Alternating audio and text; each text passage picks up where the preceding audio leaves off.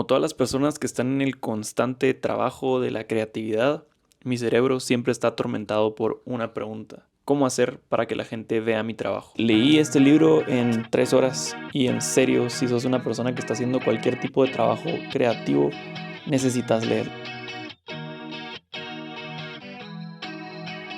Al igual que Robar como un artista, libro del cual ya hice un video, este es un libro súper fácil de leer, pero aunque lo pude terminar así de un tirón, me ha gustado regresar a partes del libro y volverlas a leer y profundizar un poco más en ellas. El libro te da 10 consejos sobre cómo hacer que tu trabajo sea descubierto, pero yo quiero resumirlo en 5 puntos que me parecieron los más importantes para que ustedes puedan profundizar después leyendo el libro. El primer punto, y que para mí es uno de los más importantes, es que no tenés que ser un genio ni un experto para hacer arte. Muchas veces creemos que tenemos que ser excepcionales o extraordinarios para empezar a hacer algo, más si tiene que ver con algo artístico. Creemos que el éxito solo es posible si uno nació súper dotado o con un súper talento, pero en el libro hablan de lo importante que es ser un amateur. Ahí explican que en francés amateur viene de amor, la persona que hace algo porque le apasiona sin miedo a ser juzgada. Uno siempre empieza siendo un amateur y no importa si sos malo o sos mediocre al principio, porque el espectro o la distancia entre mediocre y bueno no es tan grande como pensamos. La distancia que realmente es grande es la que hay entre no hacer nada y empezar a hacer algo. O sea, el primer gran paso es empezar a hacer algo. Y una opción que nos sugiere el autor para empezar a compartir nuestro trabajo es compartir nuestro proceso de aprendizaje. O sea, no vas a esperar a ser el mejor pintor del mundo para compartir tu trabajo, sino que vas a empezar a compartir tu proceso de aprendizaje.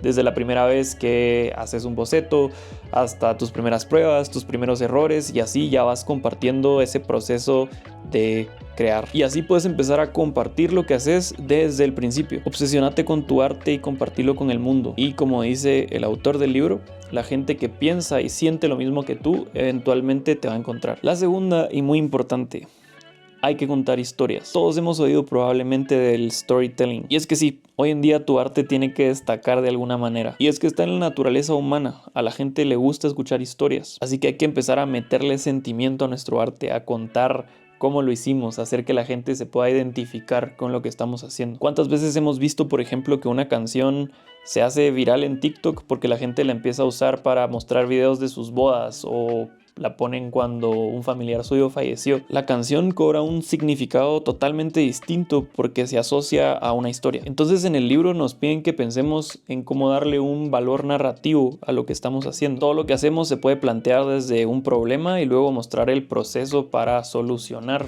ese problema y llegar a una conclusión, sea exitosa o no sea exitosa. La cosa es que tenemos que empezar a pensar en cómo mostrar ese proceso contando una historia. Y esto lo puede hacer uno pensando en los 3 momentos básicos de una historia: plantear un problema, luego plantear un proceso de cómo resolver ese problema y luego llegar a una conclusión en donde el problema puede haberse resuelto o no. Por ejemplo, si vas a hacer una canción, pensá en el momento en el que estás viviendo y contá por qué estás haciendo la canción. Luego mostrás el proceso en el que estás haciendo la canción y la conclusión, que va a ser la canción en sí misma.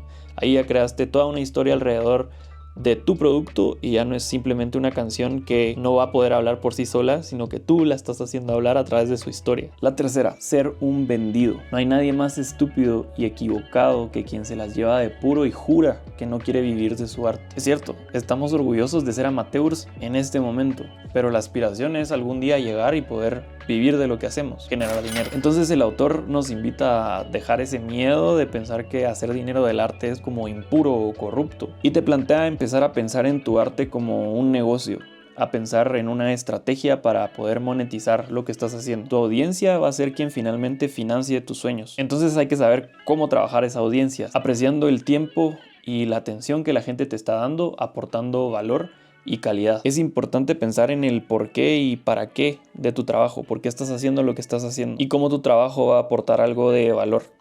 El valor puede ser entretención, educación o crecimiento espiritual, o lo que sea que se te ocurra, pero lo importante es que siempre tengas un propósito para lo que estás haciendo. Y la última, que es fundamental, que es resistir y perseverar. No importa cuánta gente quiera hacer videos de YouTube, no importa cuánta gente quiera ser cantante, el arte siempre va a ser raro, siempre va a estar afuera de lo normal.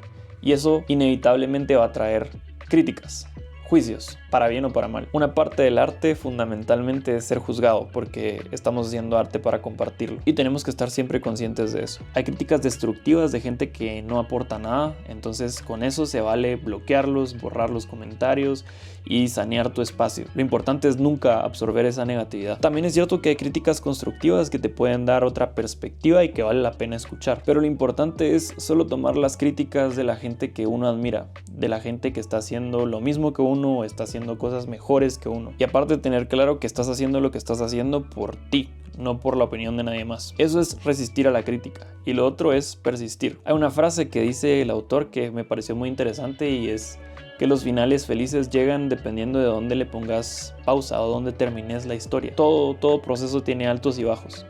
Y que te vaya bien una vez no significa que te va a ir bien siempre, y que te vaya mal tampoco va a significar que vas a ser un desastre toda la vida. El éxito suele ser producto de una acumulación de intentos, una acumulación de aciertos y fallos. Pero si no tomas acción, nunca vas a lograr tus objetivos. Y entre más acción tomes, entre más cosas hagas, más chances vas a tener de llegar al éxito. Como dicen en el libro, el punto es que el éxito te encuentre preparado. Leer este libro me motivó un montón, la verdad. Me pareció bastante útil, especialmente porque te da consejos muy específicos en los cuales yo no entré, pero por ejemplo te habla de técnicas para el storytelling y de diferentes formas y estructuras que puedes usar, o te habla de cómo crear una lista de emails para la gente que te mira y luego monetizarla, y te da cosas muy concretas y muy específicas que creo que vale la pena absorber. Así que si pueden conseguirlo, se los recomiendo mucho. Lean a este autor, tiene libros muy buenos, de hecho tiene una serie de 3 que es Robar como un artista, Mostrar tu trabajo, y otro que se llama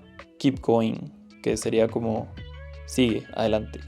Que son libros como no solo motivacionales, pero también muy didácticos, o sea, te enseñan muchas cosas concretas que puedes aplicar a tu proceso creativo. Así que nada, lean, inspírense y sigan creando.